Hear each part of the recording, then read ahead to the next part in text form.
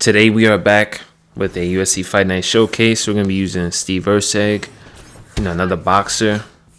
Primarily both these guys' skill sets are in boxing, so this is where I don't know how analysis channels that break down the fight really do it, because I just don't see how Erceg could beat Brandon Moreno, like in the boxing department. And I wouldn't say he has bad durability because, he was knocked out in his last fight by Kai France. Talking about Erceg, of course. So I don't really think he has bad durability. Kai France just hits like a truck. So I don't think Brandon Moreno has like crazy knockout power. It's more the skill, the volume that will win him the fight, I think, in my opinion.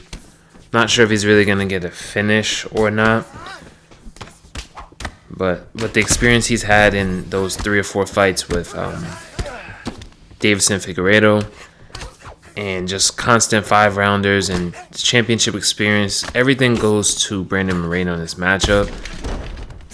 But let's not forget, Erceg did give one hell of a fight to Pantoja, arguably won in some people's eyes. Look at that, we got a crazy knockout. Getting back for Erceg. But yeah, this is going to be a firefight in my opinion. It's going to be really cool to see. I'm looking forward to this matchup for sure, along with some other ones on the card. So it's going to be a fun card. See, we're just going to be taking our time with the boxing, switching levels, going from the body to the head to the body.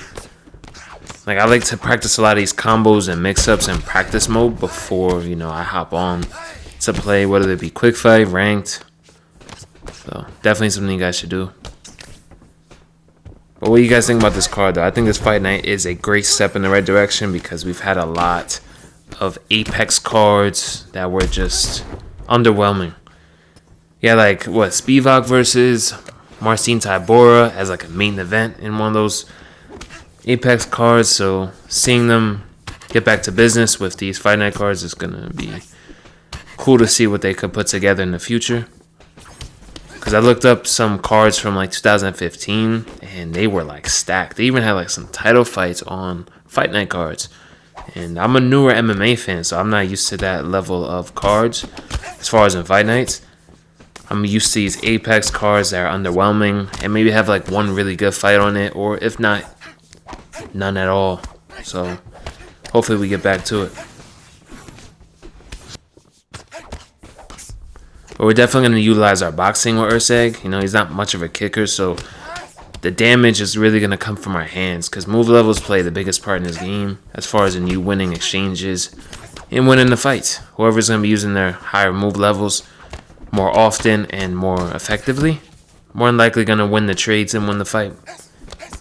I mean, sometimes people can't get lucky, of course, and flash KO you, but if you're doing everything correctly and someone's not using their fighter the way they should, this guy should be, he is trying to stay on the outside, but the issue is he's not really throwing anything.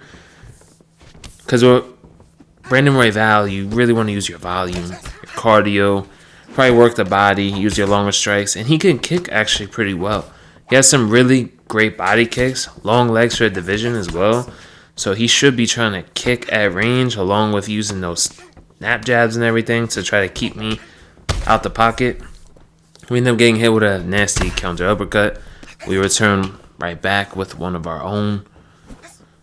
Yeah, just taking our time right here. Trying to land our combos.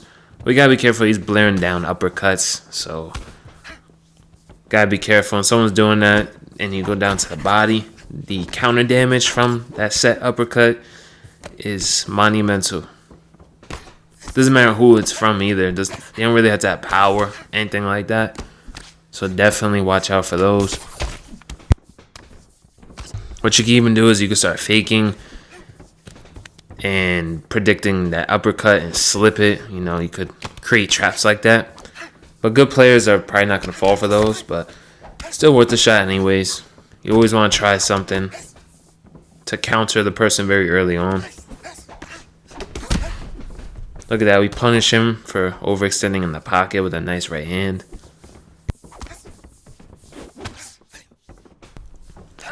Our opponent doesn't really seem to know what he's doing right now because And he's losing a lot of these boxing exchanges.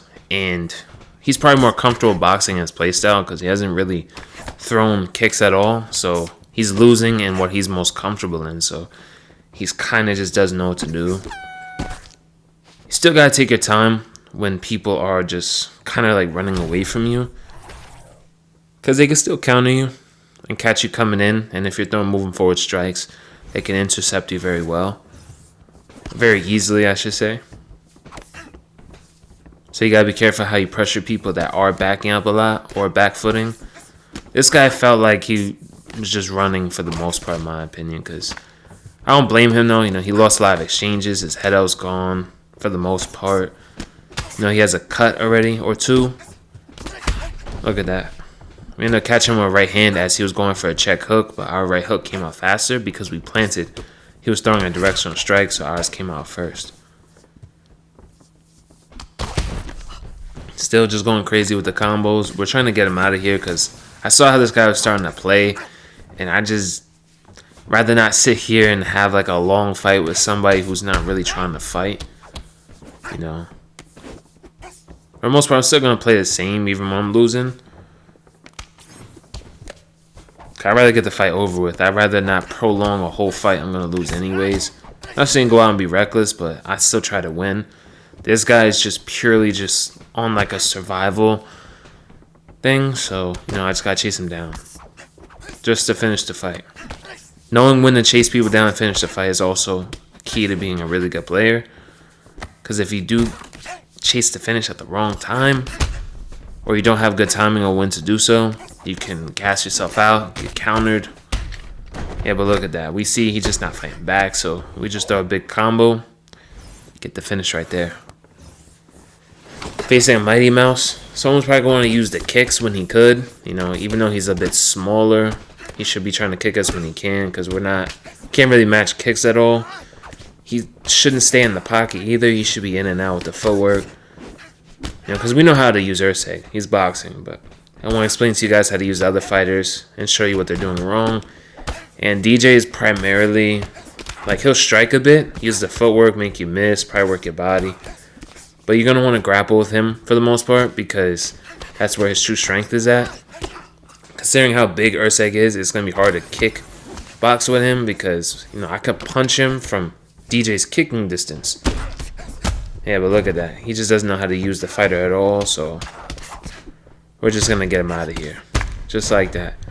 Now, I hope you guys enjoyed the video. You know, stay tuned. We're going to be posting more to come.